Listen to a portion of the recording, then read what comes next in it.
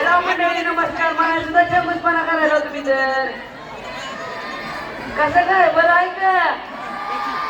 तुमचं बरं आहे पण माझं नाही. मी सदाशिव वरतोंडकर.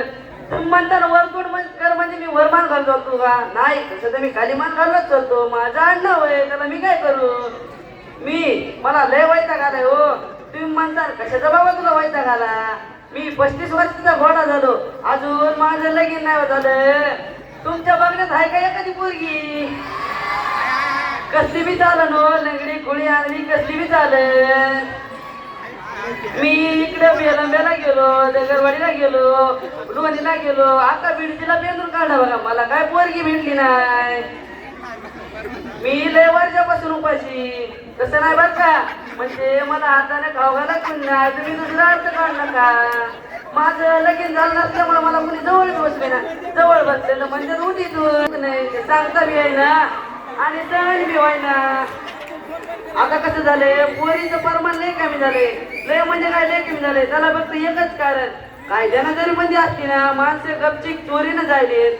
जिथं 10 रुपये लागायले तिथं लाख रुपये देऊन सोनोग्राफी करायलेत आणि बघायलेत पोरगी का पोरग असले तर होऊ दिलेत. पोरगी असली तिचे पोटच हत्या करायलेत, मारून टाकायलेत. म्हणून या पोरीचं प्रमाण कमी झालंय. सगळ्याला वंशज जीवा पाहिजे. हा वंशज जीवा काय चाटायचा आहे का? हा वंशज जीवा चाटायचा आहे का? वंशाचा जीवा त्याचे गुण तुम्हाला म्हातार पण दाखवतो. घराच्या बाहेर तरी काढतो, नाही तर आश्रमात तरी नेऊन टाकतो. पोरगी तरी तुमच्या प्रत्येक सुखदुःखात सामील होईल. तुम्ही बघायलाच का नाही? बघायलाच का नाही? म्हणून माझी एकच विनंती की हे गर्भनिदान करू नका, नाही तर पुढची पिढी सुद्धा माझ्यासारखी बिना लग्नाचीच राहील. अरे सध्या काय बडबड करलास रे? काय नाही रे, चल आपल्याला पोरगी बघायला जायचं रे. अरे किती पोरी बघतोस, किती लगीन करतोस? अरे मय झालंय रे, तुला पोरगी बघायचंय. अरे हो, मी तर विसरलोच की. कस काय रे? मला रात्रभर झोप नाही. कशामुळं? तेच विचार करीत होतो, कुणी पोरगी देतंय का नाही, माझं लगीन होतंय का नाही. येते चल. चल. तर काही मला दिसत नाही. पता सांग बरं. काय राव माणसं आहेत का? पता विचारला तरी मारायचे तर. का मारलं त्याला? अरे सकाळी बायकून मला 2-2 सुना आहेत तरी मला चहा देत नाहीत, पाणी देत नाही. सदा त्या मोबाईल मध्ये गुग असतात.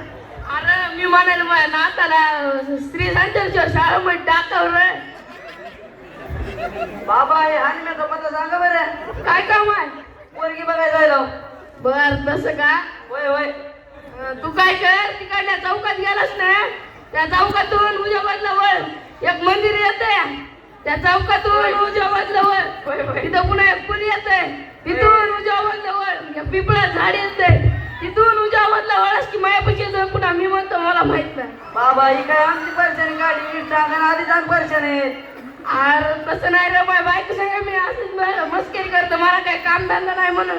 बरं जाऊ दे, सांगा त्या हानिम्याचा पता. तू काय कर, तिकडे राखीच मुरला जाय. बापू राख समोर होय. तसं नाही रे, उत्तरेकडे गेलास ना, त्याचा वावरामध्ये बंगला आहे. बर बर. आधी तुकडे हात घालायला. अहो पाया पडायलो, देव तुम्हाला लवकर उचलो. आरकाच काय बोलणार? देवाकडे तुमच्यासाठी प्रार्थना केली. बरोबर.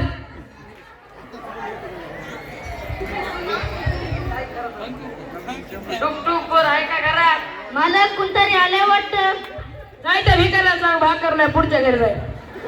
ए हो पुढल्या घरी. ए आरामी भिकार ना पोरगी बघायला तुमच्या इकडे. मला ते दीपिकाला बघायला आले का? बर त्यांना बाहेरच्या टाकीतलं पाणी देऊन घरात दिलं.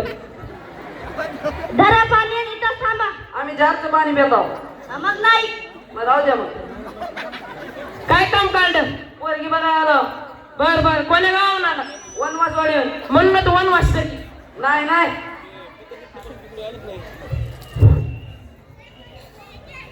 कुणी पाठवलंय? आमच्या आई म्हणली तुझ्या मामाच्या गावाला पोरगी आहे, जाय बघून ये. तुझ्या आईचं नाव काय? गंगाबाई. गंगाबाईनं पाठले का? होय होय. तुला बघायचं का? तुला मला बघायची. मला आरशात तोंड बघितलंस का? बघितलं की सकाळी गावामध्ये भाऊला हिरो म्हणते हिरो. बर पोरीला बोलवा. ए चंद्रा,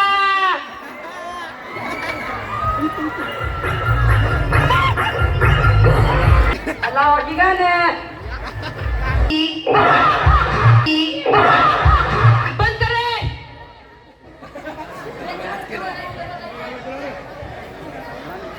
तुला काय सरकारी प्रॉपर्टी वाटली काय? माझी बायको आहे ती. ती माझी होणारी सासू आहे वय मामी. तुम्ही या वयात मी किती मेंशन आहे तू. ए नरसाळ्या, तुला काय माझा संसार वाढायचा काय? पोत्यात घालून नदीत फेकून देईन. मला पोत्यात घालून नदीत फेकून द्या नाही तर हिरीत फेकून द्या. आता पुरीला बोलवा. ए दीपिका, पादुका कोण बादलं? कोण नाही दीपिका पादुकर. नाही नाही, दीपिका आंधळे ती. बर बर. असं होय, म्हणजे माझ्या या होणाऱ्या सासूबाई माहिती का?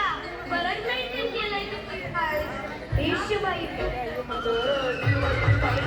पोरगी भारी आहे का बा माझ्यासाठी. जमन बघा, मला आवडली बघा. पुण्याचं बोला. हुंडा कायद्याने म्हणताय तुमच्यावर केस पडू शकते. घेण्या देण्याचं बोला. आता कसं राईट मुद्द्यावर आलात. आमच्या मुलीला गाडी, एक बंगला आणि एक आयफोन पाहिजे. बरोबर. तुमचं सगळ्यांचं आलं असं तर मी सांगते. मला घरातलं कोणतंच काम येत नाही. मी दररोज हॉटेलला जेवायला न्यावं लागत. हप्त्यातून एकदा पिक्चर बघायला न्यावं लागत. मला युट्यूबवर इंस्टावर लाखोच फॉलोअर्स आहेत मला. त्याच्यातून करा भेटत नाही. हे मंजूर असेल तरच माझ्या संकट लग्न करा, नंतर करा माझ्या बाबासोबत. होय होय आहे मंजूर. बघा माय माऊलींना आणि वडीलधाऱ्यांना तुमच्या घरात बी लहान मोठे असतील त्याला फक्त आल्याचा पुढचा मोबाईल द्या.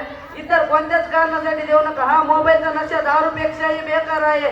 या मोबाईलमुळे असे काही प्रकरण घडायचे जी की मी तुम्हाला सांगू शकत नाही. म्हणून माझी एकच विनंती की तुम्ही फक्त अभ्यासासाठी मोबाईल द्या, इतर कोणत्याच कारणासाठी देऊ नका.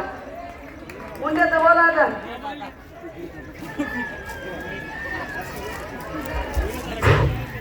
पुण्याचं बोला आता. हुंडा कायद्याने म्हणताय तुमच्यावर केस पडू शकते. कपचिक द्या की मॅम. तुला लगीन करायचं का सांग? होय होय करायचे. होय मंडळी टापका करून लगीन. टापकं लगीन करून म्हातारपणी कशी तरी पोरगी भेटली या. ए बाबा एवढं कर रे. जाऊ दे बाबा, म्हातारपणी कशी तरी पोरगी भेटली टापकं लगीन करून.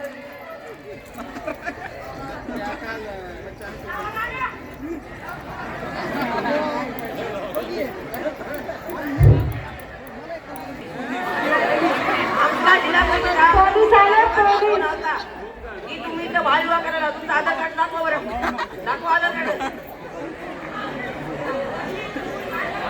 आधार कार्ड तुमचं तर वय 17 वर्षच आहे. अटक करा यांना. अटक करा. मंडळी, मुलीची 18 वर्ष आधी आणि मुलाची 21 वर्ष आधी लग्न केलं दुष्परिणाम.